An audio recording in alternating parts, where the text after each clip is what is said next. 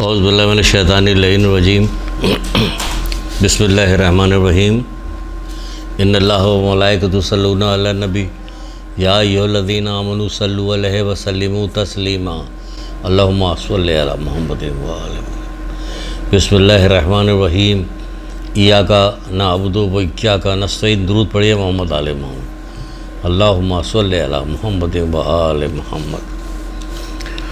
آج کے درس کا عنوان بتا بھی سکتے ہیں لیکن نہیں بتائیں گے، آگے جا کے بتائیں گے ابھی کہ کیا ہے کیا نہیں ہے، یہ درس کا عنوان کیا ہے۔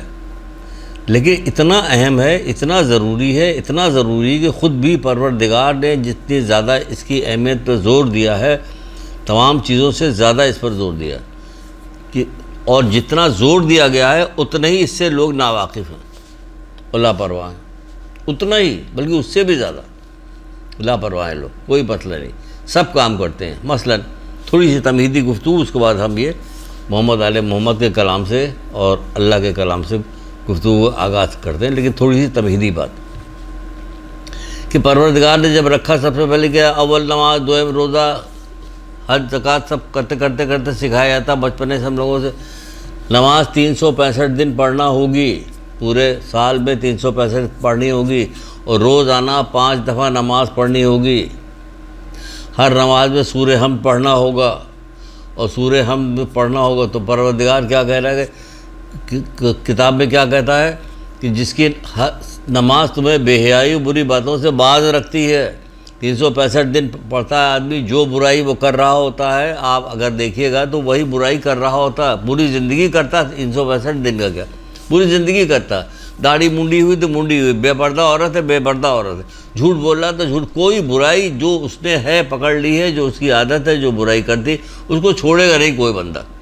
اس کو یہ پرواہ نہیں کہ میرا نماز ہے، میرا روزہ، بقول مولا مشکل کشا کہ بعض لوگوں کو روزے میں بھوک و پیاس کے علاوہ کچھ نہیں ملتا۔ کیوں؟ اس لیے کہ پروردگار نے تو روزہ رکھا ہی اس لیے کہ تاکہ تم متقی ہو جاؤ۔ کہاں متقی ہو؟ تقویٰ کہاں ہے؟ مذاق سمجھاؤ وہ اللہ تعالیٰ کو، اللہ تعالیٰ کو مذاق سمجھاؤ تو مذاق کے طور پہ دیکھیے گا کہ کیا ہوتا ہے اعمال کا انجام۔ اس کے لیے مولا مشکل کشا نے کتنی اہم ترین باتیں کہی تھی، اتنی اچھی بات کہی تھی، اہم ترین بات کی تھی۔ کیا کہا تھا؟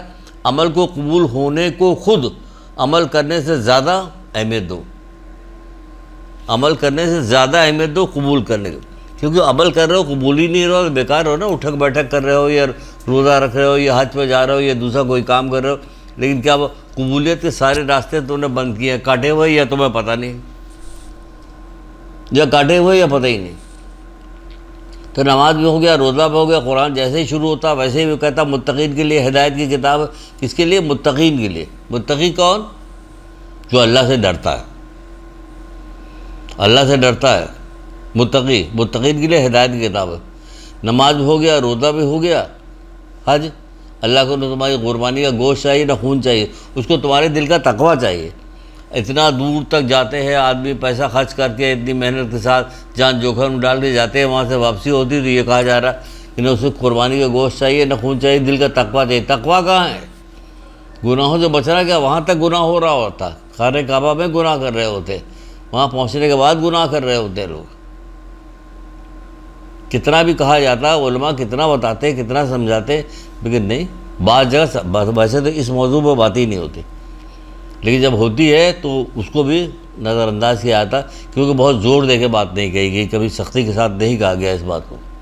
بہرحال ہم گفتگو شروع کرتے ہیں، وہی تقویٰ ہے آج کا، تقویٰ کردار سازی۔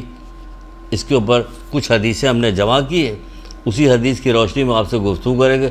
قبول کر لیجئے گا تو اللہ آپ کا بھلا کرے، بہت فائدہ ہوگا، بہت فائدہ ہوگا، کیونکہ یہ شرط ہے قبول کرنے کی کہ قبول کیا جائے، اور زور دیا گیا، بہت زیادہ اس پہ زور دیا۔ حدیثوں میں بھی دیکھیے کتنا، جیسے مولوی نے بھی فرما دیا کہ عمل کرنے سے زیادہ اس کی قبولیت کو اہمیت دو کہ قبول ہو جائے۔ جیسا کہ مولا مشکل کشا ایک جگہ اور فرماتے ہیں، کہتے ہیں کہ اسلام میں فضیلت اور شرف کا معیار قوم و قبیلہ نہیں ہے، پھر کیا ہے؟ قوم و قبیلہ نہیں بلکہ تقویٰ اور کردار ہے، تقویٰ اور کردار ہے۔ پسر نوح کو غرق کر دیا گیا، حضرت نوح پیغمبر کا بیٹا غرق ہو گیا، اور سلمان فارسی اہل بیت میں شمار ہو گئے اپنے تقوی اور پرہیزگاری کی وجہ سے۔ کہاں سے چل کے آئے، فارس سے آئے، یہاں پہنچے اور یہاں پہ کہاں سے کہاں چلے گئے. تو مولا اس کو کہہ رہے کہ تقویٰ ہے اصل چیز، بلکہ تقویٰ اور کردار سازی یہ ہے، شرف و معیار جو ہے قوم و قبیلہ نہیں ہے. دوسری جگہ پہ امام جعفر صادق علیہ السلام ارشاد فرماتے ہیں صلی اللہ علیہ محمد، کہتے دیکھیں اچھا ہے کتنی، فوراً ہی بتا رہے، اس کو بعد میں بھی بتا سکتے ہیں لیکن ابھی فوراً آپ کو بتا رہے ہیں. اس کے لیے کہ چھٹے امام جعفر صادق علیہ السلام قیامت کی بات بتا رہے ہیں کہ قیامت میں کیا ہوگا. قیامت میں اہل تقویٰ کے لیے کیا ہے کہ مثل شادی ہے، یعنی انتہائی خوشی کا دن ہے قیامت. آیت اللہ غروی صاحب بھی ایک دفعہ مجلس میں پڑھ رہے تھے کہ جشن محشر، محشر میں تو مومنین کے لیے جشن کا سما ہوگا، خوشی کا سما ہوگا وہاں پہ، کیونکہ وہ تقوی والے ہوں گے. وہ تقوی والے کون ہیں؟ مولا چھٹے امام کیا فرماتے؟ کہتے قیامت میں اہل تقوی کے لیے مثل شادی ہے قیامت جو ہے، وہ شادی کی طرح. رسول خدا صلی اللہ علیہ وآلہ وسلم نے ارشاد فرمایا. کیا ارشاد فرماتے ہیں؟ آپ فرماتے ہیں کہ خدا سے ڈرو اور پارسائی اور پرہیزگاری اپنے دین کی حفاظت کرو. خدا سے ڈرو، پارسائی اور پرہیزگاری سے اپنے دین کی حفاظت کرو. اگر یہ ہٹ گیا تو کیا رہ جائے گا؟ کہا جائے گا، ہم کہیں گے ہم شیعہ ہیں، مسلمان ہیں، فلانا دھماکہ. تو کوئی ایسی برائی جو قرآن حدیث میں بیان کی گئی ہو اس کو چھوڑا نہ ہو. جس نے جو چیز پکڑ لی اس کو پکڑا ہوا، اس سے آگے ہٹتے نہیں، کبھی ہٹتے نہیں، سدھرتے نہیں. سال ہر سال دیا جاتا ہے روزہ رکھے، پورا مہینہ دیا جاتا ہے کہ بھوکے ہو پیاسے ہو تو تم کو یاد رہنا چاہیے کہ تم اتنی مشقت اٹھا رہے ہو، کیوں اٹھا رہے ہو؟ تاکہ تم متقی ہو جاؤ. تاکہ یعنی وجہ بتائی گئی، کچھ نہیں. کوئی متقی نہیں ہے، روزہ رکھ کے وہی شرارت ہو رہی، روزہ رکھنے کے بعد شرارت ہو رہی، نماز پڑھ کے ہو رہی، حج کر کے ہو رہی، کیا ہو رہا؟ رسول خدا صلی اللہ علیہ وآلہ وسلم ارشاد فرماتے ہیں، دیکھیے آپ دیکھتے جائیے کہ یہ ساری حدیثیں موجود ہیں، اپنی طرف سے کوئی بات نہیں کہی ہے، نہ کوئی حدیث نئی بنائی گئی کہ کوئی نئی حدیث ہو. اس سے پہلے تو میں نے سنا نہیں تھا. سنا کہا تھا، حدیثیں کہاں سنائی جاتی؟ کتاب پڑھنے کا رواج کہاں پہ ہے؟ کہیں بھی کتاب پڑھنے کا رواج نہیں. کہ کہا جائے کتاب پڑھنے کا رواج، کوئی نئی کتاب آئی ہے، خالہ ساتھ بہن آئی، اس نے کہا تم نے فلاں کتاب خریدی کہ نہیں؟ میں نے تو خریدی، بڑی اچھی کتاب ہے، تم بھی خریدو. تو کوئی رواج نہیں. اس کپڑے کا رواج ہوتا ہے، فلانا برانڈڈ کپڑا آیا ہوا تو یہ لو، اور فلانے نے یہ نکالا، ڈباکے نے وہ آیا، جاؤ آج کل سیل بھی لگی ہوئی. اس کی فرمائشیں ہوتی جو یہیں چھوٹ جانے والی چیزیں ہیں. تو اللہ کے رسول کیا ارشاد فرماتے ہیں؟ آپ فرماتے ہیں کہ ایسی کوشش میں کوئی فائدہ نہیں، ایسی کوشش میں کوئی فائدہ نہیں جس کے نتیجے میں تم پرہیزگار نہ بنو. ایسی کوشش میں کوئی فائدہ نہیں. یعنی نماز گھر سے چلتے ہوئے مسجد میں آئے، نماز پڑھی، نماز پڑھ کے گئے، صبح کا الارم لگا کے صبح کے لیے اٹھ کے صبح کی نماز پڑھی ہم نے، رات کو نماز پڑھ کے سوئے، ظہر پڑھا، عصر پڑھا، مغرب پڑھا، عشاء پڑھا. وہ کہہ رہے کوئی فائدہ نہیں. ایسی کوشش میں کوئی فائدہ نہیں اس کے نتیجے میں تم پرہیزگار نہ بنو. جس کے نتیجے میں یعنی ایسی کوشش میں کوئی فائدہ نہیں جس کے نتیجے میں تم پرہیزگار نہ بنو. مولا مشکل کشا بھی یہاں فرماتے کہ بغیر علم اور زہد کے عبادت صرف جسم کو تھکانا ہے. بغیر علم و زہد کے عبادت صرف جسم، تم تھکا رہے ہو اپنے جسم کو، ملنا تمہیں کچھ بھی نہیں. بغیر علم و زہد کی عبادت صرف جسم کو تھکانا.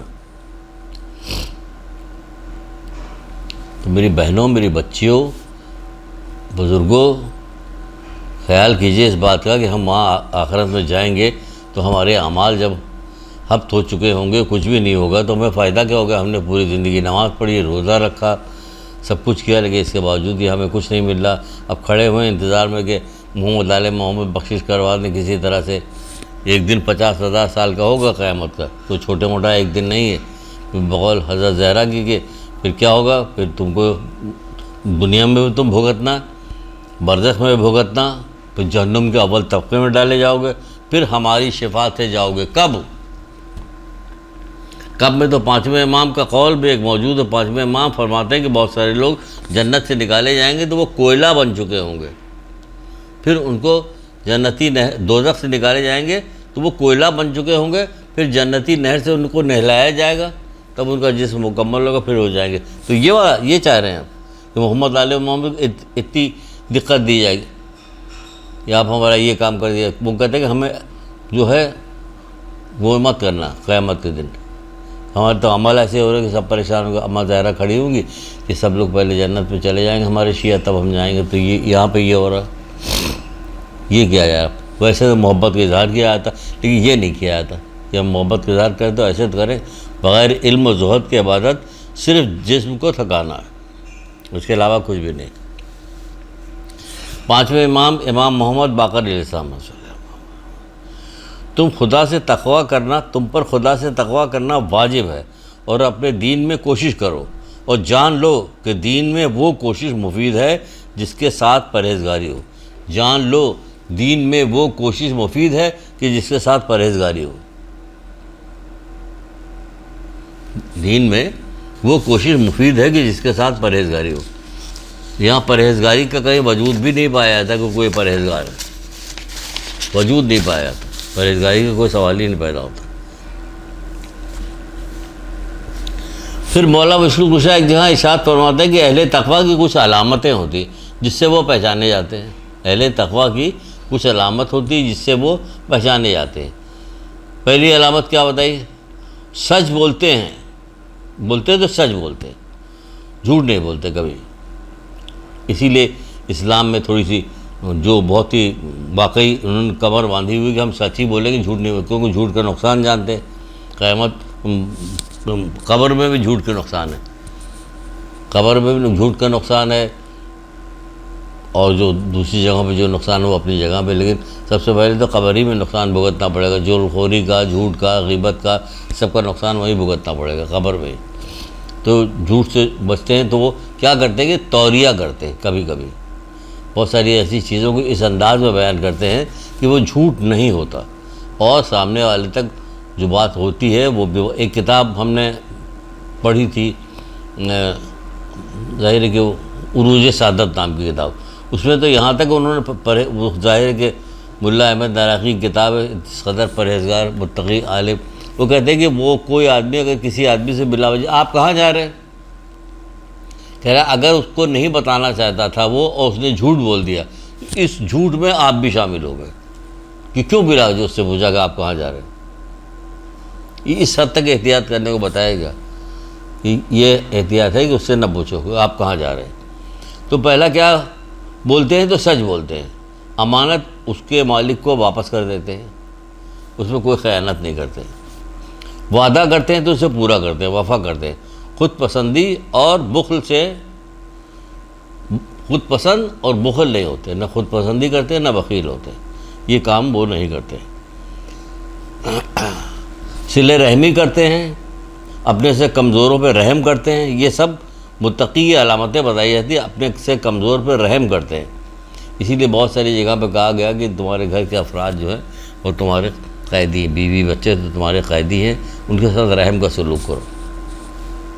بہت سارے اندر بیوی بچوں کے ساتھ لڑائی جھگڑا، یہ وہ ساری چیز دیکھی جاتی ہے. اور بھی جگہ پہ جہاں پہ کچھ لوگ تو اس قدر اس میں چلے جاتے ہیں کہ باقی دوسرے رشتہ داروں کو نظر انداز کر دیتے ہیں. کچھ لوگ اس قدر، تو درمیان میں رہنا چاہیے، لیکن ان کی خاص نشانی بتائی گئی کہ کیا ہوتا ہے کہ خود پسند اور بخیل نہیں ہوتے ہیں، صلہ رحمی کرتے ہیں، اپنے سے کمزوروں پہ رحم کرتے ہیں، نیک کام کرنے میں اور اچھے اخلاق کے مالک ہوتے ہیں. نیک کام کرتے ہیں، اچھے اخلاق کے مالک ہوتے ہیں.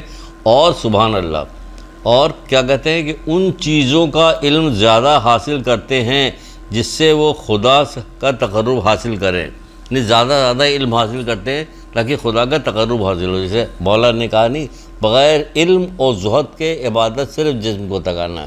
یعنی علم اور زہد جو ہے آپ کو قریب لے جاتی ہے، اللہ تعالیٰ قریب. اسی لیے کہا جاتا ہے کہ طالب علم اللہ کا محبوب ہے، پسند ہے اللہ تعالیٰ کو طالب علم کہ وہ علم دین حاصل کرے. پر رسول اللہ نے نہیں کہتے ہر چیز کا ایک راستہ ہوتا ہے، اور جنت کا راستہ علم ہے.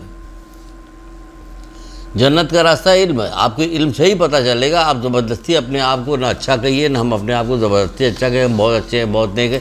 اب علم کے ذریعے سے دیکھیے کہ ہم نیک ہیں، اچھے ہیں کہ نہیں اچھے ہیں، حدیثیں کیا کہہ رہی ہے، قرآن کیا کہہ رہے ہیں، علماء کیا کہہ رہے ہیں. ورنہ بقول حضرت علی السلام کے شریف وہ ہے جسے علم و حکمت نے شریف بنایا ہو. واقعی تو سب زبانی کہنے شریف ہے کہ علم و حکمت نے شریف بنایا تب شریف ہے. اگر علم و حکمت نہیں تو کس بات کی شرافت. جسے ایسا علم حاصل کریں کہ جس سے انہیں اللہ کا تقرب حاصل ہو۔ ایک کتاب ہے، بہت مشہور ہیں عالم آیت اللہ دست غیب، ان کی کتاب بہت مشہور ہے، پاکستان میں بھی اتفاق سے مشہور ہے، بہت زیادہ، گناہ کبیرہ۔ اس کو لیجئے آپ دیکھیے، گھر میں ہونا چاہیے، ضرور کتابیں ہونا چاہیے، رکھیے کتابیں۔ لا کے بہت ساری ڈیکوریشن کی قیمتی چیزیں لا کے رکھی جاتی ہے، بہت ساری ایک سے ایک قیمتی فرنیچر، یہ سب کتابیں نہیں آتی۔ اس سے زیادہ کوئی چیز نہیں ہے کہ ایک ورق چھوڑ کے بھی ایسا چلا جائے اس دنیا میں جس کے اوپر کوئی ایسی چیز لکھی ہو جس سے لوگ نفع مند ہوں۔ اس ورق پہ لکھے ہوئے ہر حرف کے بدلے میں جنت میں آپ کو مکان ملے گا، ہر حرف کے بدلے میں۔ یہ کون دے گا؟ اللہ کے علاوہ بھی کوئی دے گا؟ اللہ کے علاوہ کوئی نہیں دے گا۔ تو اسے اتنا پسند ہے، اتنا پسند ہے علم کا۔ اے موسیٰ خیر کا علم حاصل کرو، اے موسیٰ خیر کا علم حاصل کرو اور پھر لوگوں کو تعلیم دو، کیونکہ میں خیر کا علم حاصل کرنے والوں کو اور تعلیم دینے والوں کو دونوں کی قبروں کو اس قدر منور کر دوں گا کہ انہیں وہاں وحشت نہیں ہوگی۔ تو بھائی اس سے اچھی کیا بات ہے کہ آپ اپنی قبر کو منور کروا لیں اللہ کے ذریعے سے۔ اوپر چادر ڈلواتے رہیے، نہیں ڈالتے کوئی فرق نہیں پڑے گا۔ اللہ جب منور کر دے گا تو بس اللہ اکبر، بغل مولا مشکل کیا کہ جنت کی وادیوں میں سے وادی ہے یا دوزخ کے گڑھوں میں سے گڑھا ہے، تو جب اللہ تعالیٰ سے منور کرے تو وہ جنت کی وادی بنے گی آپ کے لیے انشاءاللہ۔ تو کیا کیجیے؟ علم حاصل کرو۔ تو آیت اللہ دست غیب کی کتاب ہے گناہ کبیرہ، اس کی پہلی جلد اٹھائیے گا تو یہیں سے شروع ہوتا ہے، تقوی کی حقیقت، یہ شروع ہو رہا۔ یعنی ابتدائی انہیں تقوی کی حقیقت سے کیا کہ تقوی کی حقیقت کیا ہے۔ قرآن کی آیت سن لیجیے، اگر کوئی بھروسہ کرتا ہو، وہ ہوتا نہیں کہ دین کس حد تک ہے کہ جتنا یقین ہے اتنا ہی دین ہے، بقول مولا مشکل کے یقین کی حد تک دین ہے، وہ جو یقین ہے وہی دین۔ جب یقینی نہیں تو آپ کہانی سناتے رہیے، قرآن سناتے رہیے، حدیثیں سناتے رہیے، مجلسیں پڑھتے رہیے، یہ سنواتے رہیے، فرق کوئی نہیں پڑتا، جو جیسا ہے ویسے رہا، جب تک یقین نہیں پیدا ہوگا کہ ہاں یقین ہے اس کا۔ یقین ہو جائے گا تو صحیح ہے۔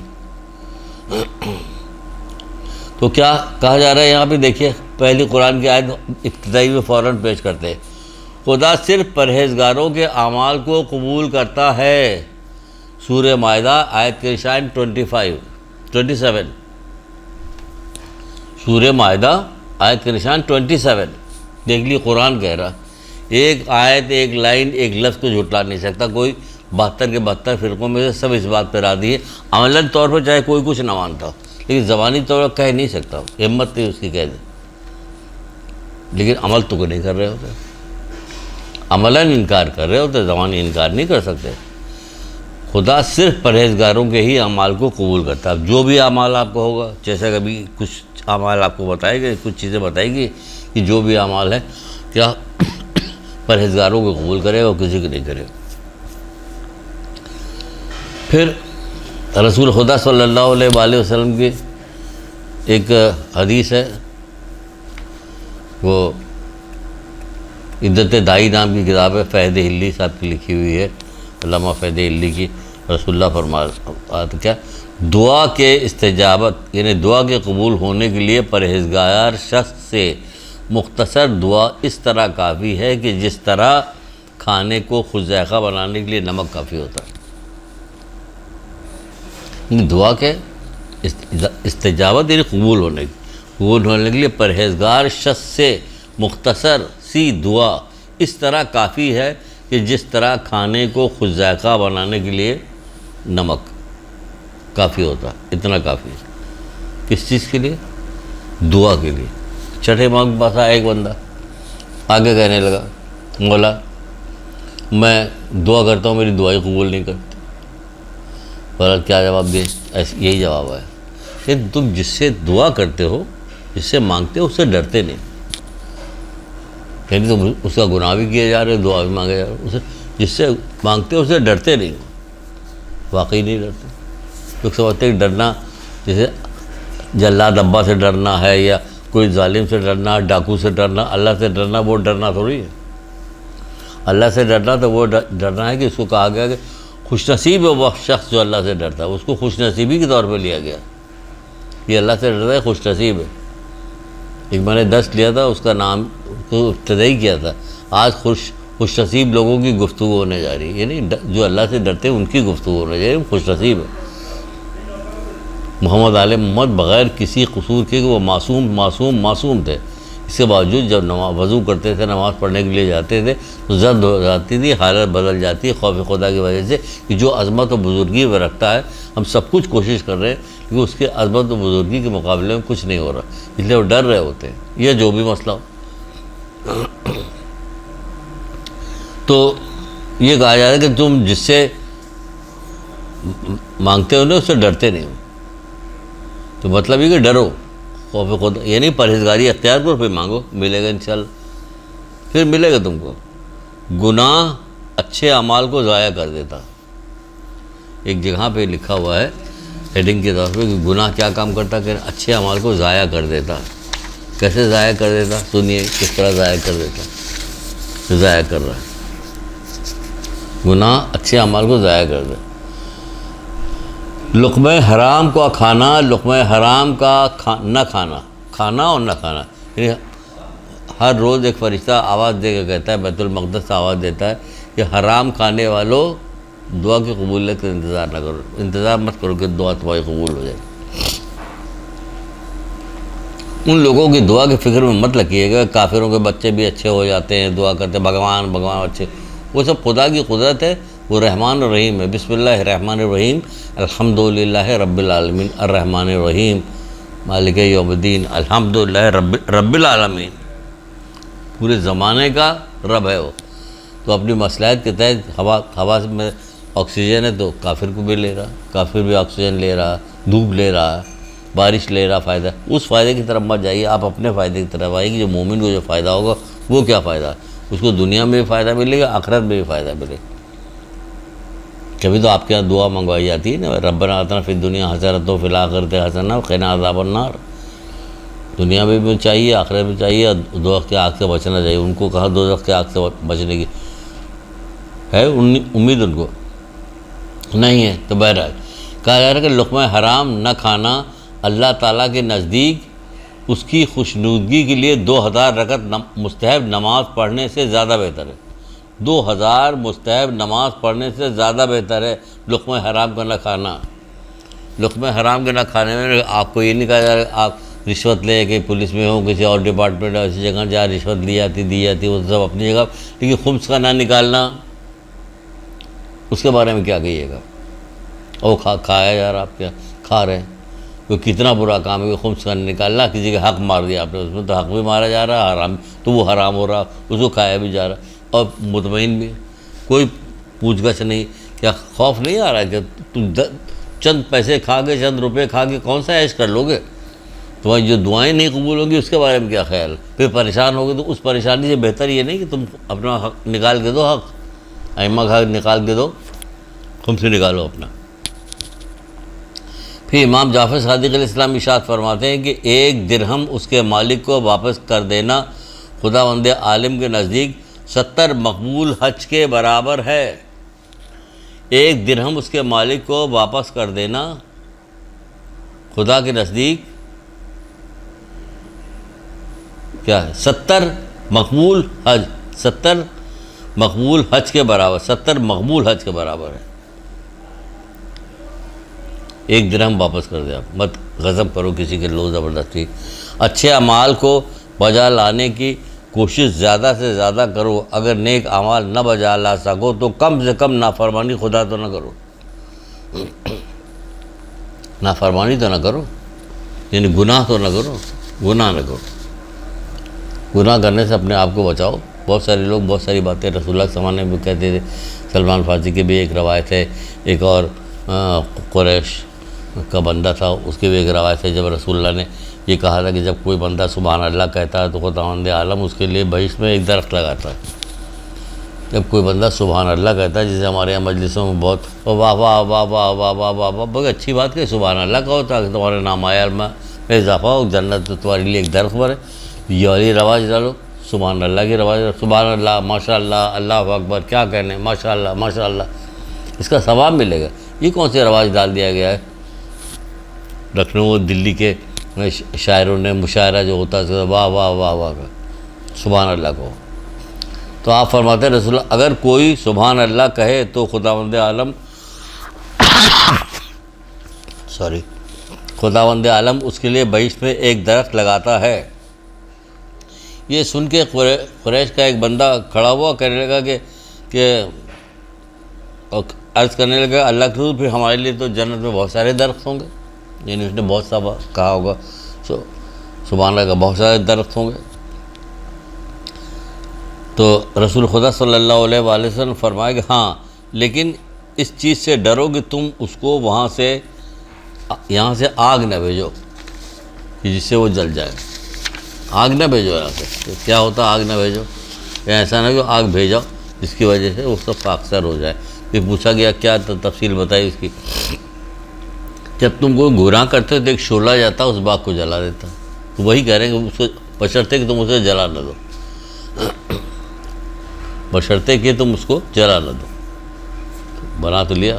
سلمان فارسی نے بھی سوال کیا تھا رسول اللہ نے جب ایک دفعہ کہا تھا کہ بہت سارے نیکیاں تہ بتہ نیکیاں بادلوں کی طرح نیکیاں ہوں گی لیکن اللہ تعالیٰ ان کو دھواں کر دے گا، ان کو سب کو گروہ در گروہ انہیں جہنم میں ڈال دے گا. سلمان فارسی نے پوچھا کیوں پر اللہ کے رسول ایسا کیوں ہوگا؟ تو اس کی وضاحت کیجیے. کیا وہ لوگ نماز پڑھنے والے روزہ رکھنے والے نہ ہوں گے؟ تو کہا وہ نماز پڑھنے والے ہوں گے، روزہ رکھنے والے ہوں گے اور تہجد گزار ہوں گے، لیکن جیسے ان کے سامنے کوئی حرام چیز آتی تھی تو وہ اس پر فوراً ٹوٹ پڑتے. انہیں وہ کوئی حرام کوئی بری چیز کوئی ایسی چیز کو وہ نظر انداز نہیں کرتے تھے خوف خدا کی وجہ کہ نہیں بھائی غیبت تو منع کی ہے، دوسرے کے نہ مذاق اڑاؤ منع کیا گیا، کسی کی چغلخوری نہ کرو، مذاق نہ کرو، کسی کی چغلخوری نہ کرو اللہ نے منع کیا، کسی کے راز کو فاش نہ کرو منع کیا گیا. سب کے بہت بہت بڑے بڑے سب کے الگ الگ سب کے وہ ہیں نقصانات ہیں جو بتائے گئے. تو کہا کہ بشرطے کہ وہ جلا کیا کہا کہ نہیں نماز پڑھنے والے ہوں گے، روزہ تہجد گزار ہوں گے، لیکن جیسے ان کے سامنے کوئی حرام چیز آتی تو فوراً اس پہ ٹوٹ پڑتے، انجام دیتے، رکتے نہیں تھے وہ کہ رک جاتے.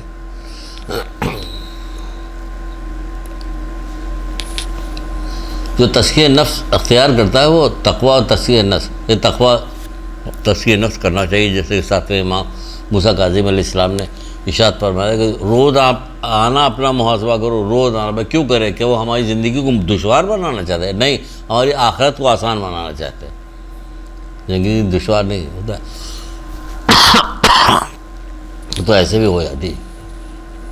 بچہ بیمار پڑ گیا دشوار ہے، روزی میں کمی ہوگی دشوار ہے، بیوی چڑچڑی خراب آ گئی دشوار ہے، پڑوسی کوئی خراب مل گیا دشوار ہے. اس کو چھوڑ دو، یہ تو ختم ہو جائے گی. یہ وہ آخرت کو آسان بنانا اچھا بنانا چاہتا ہے جو ہمیشہ باقی رہنے والی. اس لیے کہہ رہے جو روز آنا اپنا محاسبہ نہیں کرتا وہ مجھ سے نہیں. کوئی ڈر نہیں اس بات کا، وہ کہہ رہے ہیں مجھ سے نہیں. کہ اگر کوئی اچھا کام اس نے کیا تو خدا سے شکر بھیجے تاکہ اسے اضافہ ہو. کوئی برا کام کیا تو توبہ کرے. جب روز آنا یہی کام کیجیے گا آپ. ویسے بھی کہا گیا کہ رات کو جب سونے لگو ایک تسبیح استغفار کی پڑھو، یاد کیجیے کہ استغفار آج ہم نے دن بھر میں کیا برا کام کیا، اپنا محاسبہ کیجیے. تقوی کو آخرت کے لیے بہترین زاد راہ اور سعادت کا بہت بڑا وسیلہ بنایا گیا ہے. سنیے کیا سنیے، تقوی کو آخرت کے لیے بہترین زاد راہ اور سعادت کا بہترین وسیلہ بنایا گیا ہے. کس کو؟ تقوی کو. مولا مشکل کشا کے آپ دیکھیے گا، نہج البلاغہ پڑھیے تو آپ دیکھیے نہج البلاغہ میں مولا مشکل کشا نے ایک جگہ پہ فرمایا ہے. کہیں گئے تھے لشکریوں کے ساتھ، جب واپس آ رہے تھے تو کوفے کے قبرستان کے باہر نظر پڑی تو آپ کھڑے ہو گئے وہاں پہ. فرمانے لگے اے ویران گھروں اور اجڑے مکانوں اور اندھیری قبروں میں کے ساکنوں، اے اہل تربت، اے اہل وحشت غربت وحشت، تم آگے بڑھ گئے ہو اور ہم سے پہلے منزل تک پہنچ چکے ہو اور ہم بھی تمہارے پیچھے پیچھے تم سے ملنے آ رہے ہیں. اور اپنے گھروں کو اگر پوچھتے ہو تو لوگ اس پہ دوسرے لوگ بس گئے ہیں، بیویوں نے شادیاں کر لی ہیں، پیسے تو نکاح کر لیے، پیسے تمہارے بٹ گئے ادھر ادھر، جہاں بٹنا تھا سب خرچ ہو گئے. یہ تو تھا یہاں کا حال. پھر اپنے صحابیوں کی طرف متوجہ ہوئے اور متوجہ ہونے کے بعد کہنے لگے پھر کہنے لگا اگر ان کو بات کرنے کی اجازت ہوتی، انہیں بات کرنے کی اجازت ہوتی تو یقیناً تمہیں یہ بتاتے کہ سب سے اچھا سامان سفر تقوی ہے. زادیرہ سب سے اچھا کیا چیز ہے کہ تقوی. اگر کتنی بہترین انداز میں یہ بات بتائی، یہ اسٹوری کے طور پہ کتنی بہترین طریقے سے بتائی. پہلے تو ان کو بتایا کہ تم کہاں پہنچ گئے، یعنی ان کو کیا بتا رہے ہیں، جو کہہ رہے ہیں یہ بھی تو سننے، ایک غربت کے گھر میں رہنے والے، اندھیرے گھر میں رہنے والے، وحشت کے گھر میں رہنے والے، سب چیز تو بتا رہے ہیں. یعنی ان کو بھی سنا رہے ہیں کہ دیکھو مرنے کے بعد یہ ہوگا، اور ساتھ ساتھ یہ بھی بتا رہے ہیں کہ پھر علی ہے نا کیا نہیں جانتے، ساتھ ساتھ یہ بھی بتا رہے ہیں کہ اگر انہیں بات کرنے کی اجازت ہوتی تو کیا کہتے، تو بات کرنے کی اجازت ہوتی تو کہتے کیا کہتے کہ یقیناً تمہیں بتاتے کہ سب سے اچھا سامان سفر تقوی ہے. سب سے اچھا سامان سفر کیا چیز ہے، تقوی ہے. تقوی تمہارے اور خدا کے درمیان بہترین وسیلہ ہے. تقوی تمہارے خدا کے درمیان بہترین وسیلہ ہے اگر اسے حاصل کرو، ورنہ عذاب سے یہ تمہیں کیا کرے گا، اسے حاصل کر لو اور دردناک عذاب سے اپنے آپ کو بچاؤ، کیونکہ دردناک عذاب کے لیے سپر ہے. تقوی جو ہے دردناک عذاب کے لیے سپر ہے، بچا لے گا. تقوی ڈرو، اللہ سے ڈرو، ہر وقت دعا مانگتے رہو، پروردگار مجھے گناہوں سے بچا، پروردگار مجھے جھوٹ بولنے کی عادت ہے، گانا سننے کی عادت ہے، فلمیں دیکھنے کی عادت ہے، پروردگار نامحرم عورتوں کی طرف، یہ سب مجھے چھڑا دے پروردگار، تو چھڑا دے. جب وہ کہہ رہا ہے کہ تم میری طرف ایک قدم آؤ گے، میں 10 قدم تو میں اپنی طرف بلاؤں گا، تمہاری طرف آ جاؤں گا. تو بھائی جو اسی سے دعا مانگو، اس سے بچنے کے لیے مولا مشکل کشا نہیں کہتے، نہیں اس کے غضب سے بھاگ کے اس کی رحمت کے دامن میں پناہ لو. کیا بات ہے مولا کی، اس کے غضب سے بھاگ کے اس کی رحمت کے اسی کے رحمت کے دامن میں پناہ لو. اس سے دعا مانگو کہ تمہیں گناہوں سے چھٹکارا دلوائے. پھر مولا مشکل کشا کہتے ہیں تقوی یہ ہے کہ انسان ہر اس چیز سے پرہیز کرے جو اسے گنہگار بنائے. تقوی یہ ہے، تقوی کیا، تقوی یہ ہے کہ انسان ہر اس چیز سے پرہیز کرے جو اسے گنہگار بنائے. بہترین چھوٹا سا قول ہے، ہر وقت یاد رہے گا. جو اسے گنہگار بنائے اس سے بچائے اپنے آپ کو، بچائے اس کو اپنے آپ. دین کا محفوظ ترین قلعہ کیا ہے، تقوی. دین کا محفوظ ترین قلعہ کیا ہے، تقوی. تقوی سب سے محفوظ ترین. تقوی بہترین زادِ راہ، وہ ابھی بتا چکے ہیں، ان لوگوں سے بات کرتے ہوئے بتائے بہترین تقوی بہترین زادِ راہ. پھر کہا جو آخرت کی کامیابی کو دوست رکھتا ہے اسے تقوی، اس کے لیے تقوی ضروری ہے.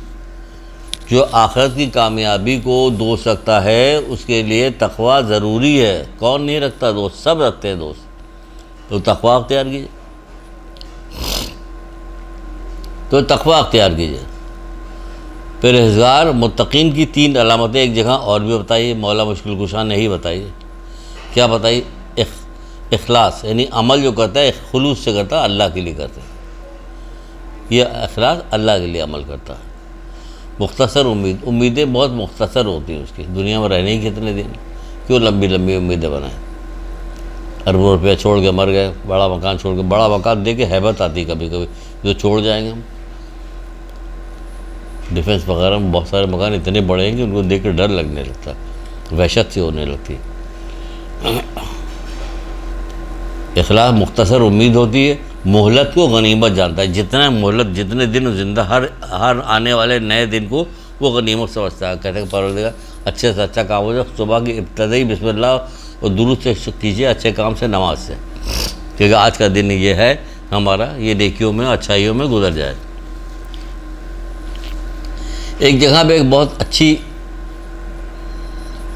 حدیث ملی مجھے، بلکہ تفسیر تھا، تفسیر نور ثقلین سے ہے یہ جو سننے کو ملی ہے. میں نے دیکھی، آپ کے لیے نکالی. جو قیامت کے دن کیا ہوگا، قیامت کے دن یہ ہوگا کہ مہمان پیدل نہیں بلکہ سوار ہو کر جائیں گے. وہ ایسے لوگ ہوں گے جو اللہ سے ڈرتے رہتے تھے. سبحان اللہ. دیکھیے یہ سوال، کیا تعریف ان کی. مہمان پیدل نہیں، یہ مہمان پہ بن کے جائیں گے. جب مہمان جائیں گے تو پیدل نہیں جائیں گے بلکہ سواریوں پہ ہوں گے. سواریوں کو بھی بعض جگہوں پہ بڑی اچھی اچھی مثالیں بتائی گئی، کیسی سواری، کیا سواری ہوگی. پھر یہاں پہ جتنا لکھا ہوا ہم اتنا ہی بتا رہے ہیں، ان کا ذکر نہیں کر رہے ہیں ابھی۔ سواریوں پر جائیں گے، وہ ایسے لوگ ہوں گے جو اللہ سے ڈرتے رہتے تھے، جس کی وجہ سے اللہ تعالیٰ نے انہیں اپنا دوست بنا لیا۔ سبحان اللہ، جو اللہ تعالیٰ سے ڈرتا رہتا، اللہ نے انہیں اپنا دوست بنا لیا، اللہ نے انہیں اپنا دوست بنا لیا۔ ہم کیا سمجھتے ہیں اللہ نے ہمارے دوست بنا لیا؟ کیا ہمارا ہاتھ اللہ تعالیٰ نے پکڑ لیا، لندن میں ہمارا جو میوزک پروگرام تھا بہت کامیاب ہو گئی، ہم اس کو دوستی سمجھتے ہیں۔ یہ دوستی ہے؟ حرام کام میں تو اللہ تمہاری مدد کر رہا۔ ڈرو اس بات سے کہ تم خدا پہ الزام لگا رہے ہو، خدا تمہاری برائی میں تمہارا ساتھ نہیں دیتا، اس بات سے ڈرو۔ دوست یہ تھے، ابھی سنیے ذرا دوست، آپ کہیے گا یہ دوست کہہ رہا، ہاں اللہ نے دوست کہہ رہا۔ گفتار انبیاء نام کی کتاب ہے، اس میں حضرت عیسیٰ کے باب میں یہ واقعہ درج ہے۔ اللہ نے اپنا دوست بنا لیا، انہیں اپنے ساتھ مخصوص کر لیا ہے اور ان کے اعمال سے راضی ہوا، لہٰذا ان کا نام متقی رکھا ہے۔ پھر سے سنیے، اللہ نے انہیں اپنا دوست بنا لیا، وہ اللہ سے ڈرتے تھے، جس کی وجہ سے اللہ تعالیٰ نے انہیں اپنا دوست بنا لیا اور انہیں اپنے ساتھ مخصوص کر لیا اور ان کے اعمال سے راضی ہوا، لہٰذا ان کا نام متقی رکھا۔ آپ کو بھی نام متقی ہے؟ ڈرے، اعمال سے راضی کیا اللہ تعالیٰ کو، ڈرو، ڈریں گے تو راضی کر لیں گے۔ یہاں پہ ایک سنیے، حضرت عیسیٰ نے جب پروردگار سے کہا کہ پروردگار کوئی تیرا دوست ہو تو بتا کہ تیرا دوست کون ہے، تو پروردگار نے کہا کہ جاؤ فلاں فلاں مقام پہ، وہاں ایک خاتون ہے، ان کے پاس جاؤ، میری دوست ہیں۔ تو بہرحال حضرت عیسیٰ گئے، اس جگہ پہنچے، دیکھا ایک عورت ہے، اس کا ہاتھ بھی نہیں ہے، پیر بھی نہیں ہے، اور نہ ہاتھ ہے نہ پیر ہے اور نابینا۔ وہاں پہنچ کے اس کو سلام کیا، جب اس کو سلام کیا تو اس نے کہا وعلیکم السلام یا روح اللہ، حضرت عیسیٰ روح اللہ۔ تو حضرت عیسیٰ نے کہا کہ تم نہ دیکھ رہی ہو نہ کچھ، نہ ہمیں آئی تمہاری اس سے پہلے کبھی ملاقات ہوئی، تم نے ہمیں کیسے پہچان لیا؟ کہا جس اللہ نے آپ کو بھیجا ہے نا، اسی اللہ نے مجھے اطلاع بھی دی کہ تو کیا شکر کیا ادا، کس بات پہ کر رہی ہے شکر ادا؟ پھر اس بات پہ شکر ادا کر رہی ہو، آنکھ ہوتی تو ہم کسی نامحرم کو دیکھتے یا کوئی برا کام اور اس سے کرتے، پیر ہوتا تو کمی خراب جگہ پہ چل کے جاتی، ہاتھ ہوتا تو میں کسی کی چوری کرتی، یہ کرتی، وہ تو سب گنواتی چلی گئی۔ اس لیے وہ شکر ادا کرتی کہ جتنے گناہ کرنے کے جو آلات تھے وہ سب ہم سے لے لیے اس نے، اب تو گناہ ہوتا ہی نہیں ہم سے، اس لیے ہم اس کا شکر ادا کر رہے ہیں، اس لیے شکر ادا کر رہے ہیں۔ تو دیکھیے یہاں پہ جب جو اللہ سے ڈرتا تو اس کو کیا کیا؟ پروردگار نے اپنا دوست بنا لیا، اس کا نام متقی رکھا۔ آپ کے بھی نام متقی، تقویٰ والے لوگ ہیں۔ ایک بہت ہی غضب کی حدیث ہے مولا مشکل کشا حضرت علیہ السلام کی، ایک درود پڑھی اللہم صلی علی محمد، بہت اچھی حدیث، مجھے بہت پسند آئی، بہت بہترین حدیث۔ مولا مشکل کشا ارشاد فرماتے ہیں، بحر الانوار کی روایت ہے، جلد 77 صفحہ جو ہے 291، صفحہ 291، فرماتے ہیں کہ دور اندیشی اس بات کا نام ہے کہ تم اللہ کا تقویٰ اختیار کرو۔ کیا کہنے کیا آپ ذرا اس کو غور تو کیجیے، سوچیے کیا خوبصورت بات کریں بھئی، دور اندیشی اختیار کرنے کی تو ایسا بہت بڑا باب ہے، دور اندیش ہونا چاہیے آدمی کو، تو سوچ سمجھ کے کام کرے، ٹھوک بجا کے کام کرے، چھان پٹک کے کرے، دیکھ لے کہاں جا رہا، کیا کر رہا، کون سا کام میں کس میں ہاتھ ڈال رہا، کیا نہیں، کہاں شادی کر رہا، کہاں بیاہ کرنے جا رہا، تو 4 آدمی سے مشورہ کرے۔ یہ سب بہت مشورہ جو ہے کمر کو مضبوط کرتا ہے۔ دور اندیشی کا وہ ہے کہ آپ مشورہ کیجیے، لوگوں سے پوچھیے جو تجربے کار لوگ ہیں، یہ ہے دور اندیشی۔ تو مولا دور اندیشی کیا سکھا رہے ہیں؟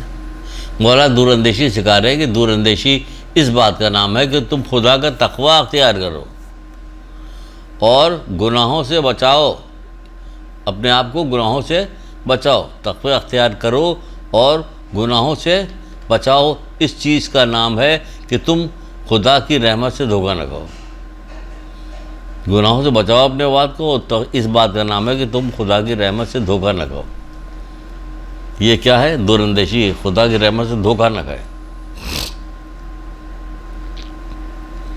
آپ کو یہ کیا بات ہے خدا کی رحمت سے دھو؟ ہاں تو اللہ بڑا رحم کرنے والا، جو جی چاہے برا کام کرو، اللہ رحم کرنے والا، اور تم برا کام کرتے رہو۔ ڈرو خدا سے، ڈرو بھائی، خدا سے ڈرو۔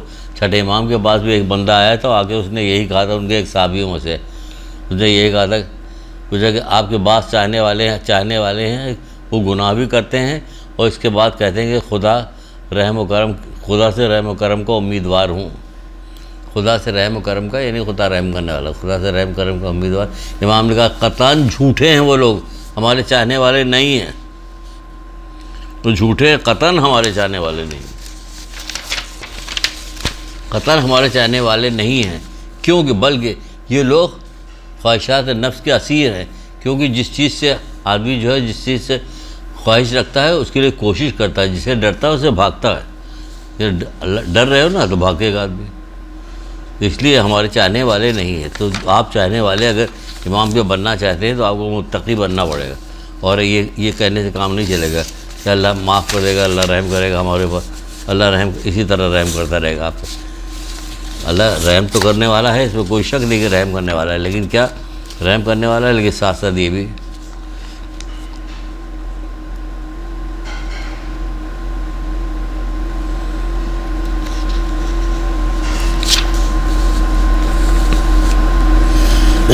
تو ہمیں یہ دھوکے میں نہیں رہنا چاہیے۔ ایک آخری حدیث اور سن لیجیے، اس میں سے سنا رہے ہیں آپ کو گناہ کبیرہ۔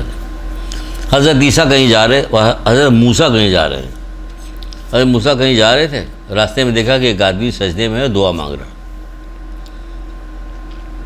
ایک آدمی سجدے میں دعا مانگ رہا، اپنے کام سے واپس ہوئے تو دیکھا پھر اسی عالم میں وہ ہے، اور وہ دعا کر رہا ہے۔ رک گئے وہاں پہ، رک کے کہنے لگا کہ تیری دعا میرے اختیار میں ہوتی تو میں اسے فوراً قبول کر لیتا۔ اللہ تعالیٰ کی طرف سے وحی ہوئی،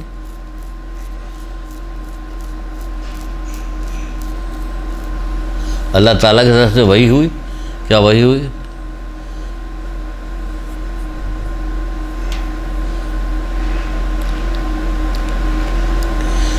وہ جو چیز مجھے ناپسند ہے اس سے روگردانی نہیں کرتا ہے، اور جو چیز مجھے پسند ہے اسے بجا نہیں لاتا، یعنی گناہوں پر سے پرہیز نہیں کرتا اور عبادت نہیں بجا لاتا۔